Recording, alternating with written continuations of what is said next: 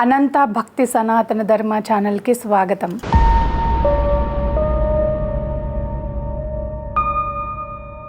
ఓం శ్రీ గణేశాయ నమః. ఓం శ్రీ సరస్వతియై నమః.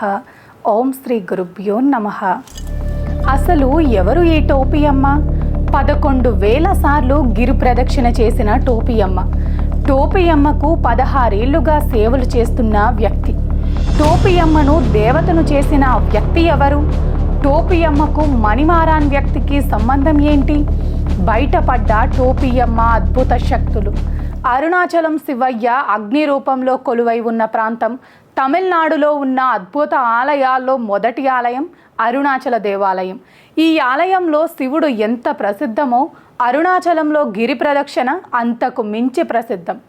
ఈ ఆలయానికి వెళ్ళిన వారికి, గిరి ప్రదక్షిణ చేసిన వారందరికీ అక్కడి అద్భుత శక్తుల గురించి తెలిసే ఉంటుంది.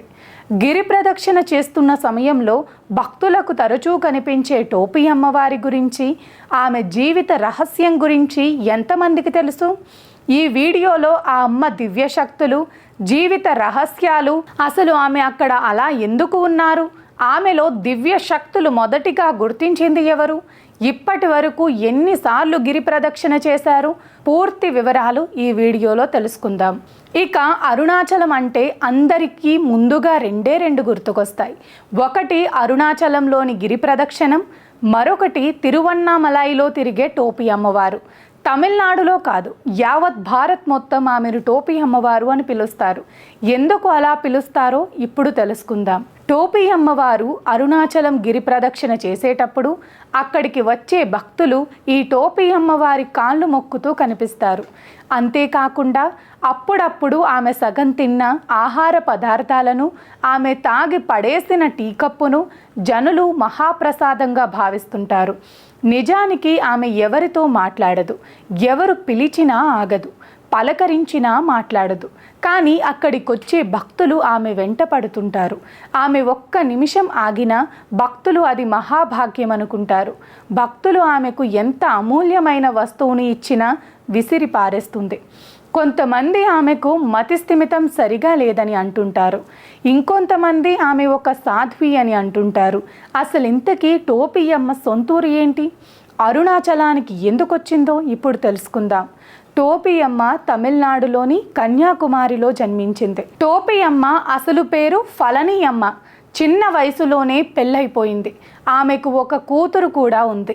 ఈ టోపీ అమ్మ అందవికార వేషం వెనుకాల ఒక పెద్ద కథే ఉంది.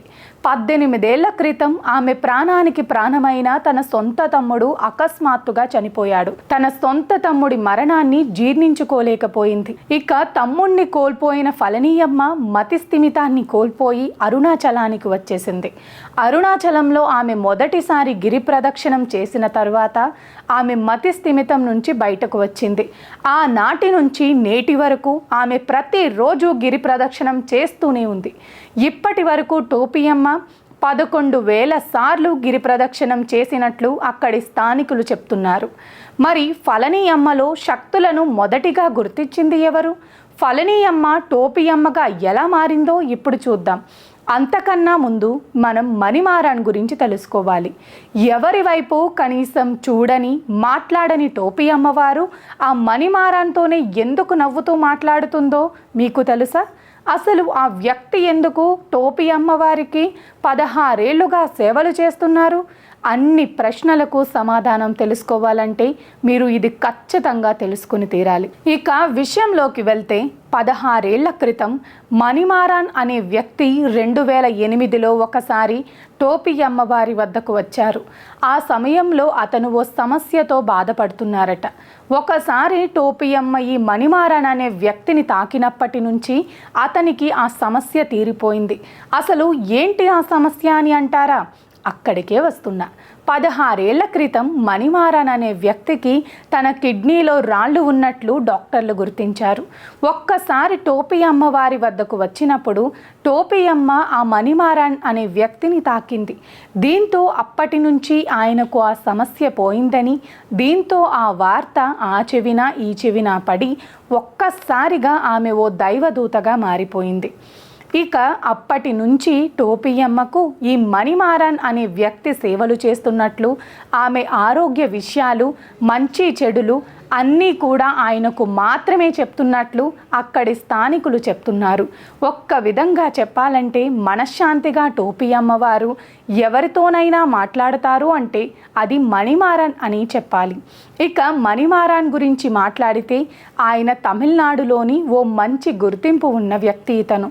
తమిళనాడు వ్యాప్తంగా ఈ మణిమారన్ అనే వ్యక్తి సుమారుగా 6,000 అనాథ శవాలకు అంత్యక్రియలు చేయించినట్లు అక్కడ ఆయనకు గుర్తింపు ఉంది. అందుకు గాను అప్పటి తమిళనాడు దివంగత మాజీ CM Jayalalithaa, Tamil super star Rajinikanth సైతం అతనిని సన్మానించారు. అరుణాచలంలో ఆమె పేరు టోపీ అమ్మ కావచ్చు, కానీ సోషల్ మీడియాలో మాత్రం ఆమెకు 100 పేర్లు పెడుతున్నారు. తిక్క అని, పిచ్చి అని, ఎర్రి అని, ఇలా ఇంటర్నెట్ ఉంది కదా అని ఇష్టం వచ్చినట్లు కామెంట్స్, ట్రోలింగ్స్ చేస్తున్నారు. ఏది ఏమైనా నిజానికి ఇక్కడ మనం ఒకటి మాట్లాడుకోవాలి. ఈ సమాజంలో చాలామంది మతిస్థిమితం లేని వాళ్ళు ఉంటారు. ఒక్కొక్క సమయంలో వాళ్ళు మతిస్థిమితాన్ని కోల్పోయి ఇష్టం వచ్చినట్లు ప్రజలపై విరుచుకుపడుతుంటారు. కానీ మనం ఈ టోపీ అమ్మవారి వద్ద ఇలాంటి ఒక్క ఘటన కూడా చూడలేదు, కనీసం వినలేదు. ఆమె పాటికి ఆమె ఉదయం లేస్తుంది, నిత్యం 14 కిలోమీటర్ల గిరి ప్రదక్షిణ చేస్తుంది. ఎవరైనా ఏమైనా పెడితే తింటుంది తప్ప గిరి ప్రదక్షిణం చేసే వాళ్ళను కన్నెత్తి కూడా చూడదు. కానీ మనం మాత్రం అన్నీ తెలిసి టోపీ అమ్మ కన్నా 100 రెట్లు ఆరోగ్యంగా ఉండి మరి మనమెందుకు ఆమె కాళ్ళు మొక్కుతూ ఆమెను ఇబ్బందులు పాలు చేస్తున్నాం? ఇకపై అరుణాచలం వెళ్ళే భక్తులు ఈ ఒక్కటి గుర్తుపెట్టుకోండి, టోపీ అమ్మని ఎవరు దయచేసి ఇబ్బంది పెట్టకండి. ఆవిడ మానాన్న ఆవిడ్ని ఉండనివ్వండి. సర్వేజన సుఖినో భవంతు. గోవులను సేవించండి, గోవులను రక్షించండి. ప్రకృతిని కాపాడటం మన ధర్మం. ప్రకృతిని కాపాడండి, ఒక్క మొక్కైనా నాటండి. మా అనంత భక్తి సనాతన ధర్మ ఛానల్ని తప్పకుండా సబ్స్క్రైబ్ చేసుకోండి. మీ ఫ్రెండ్స్ అండ్ ఫ్యామిలీ మెంబర్స్కి ఈ వీడియోని తప్పకుండా షేర్ చేయండి. నమస్కారం.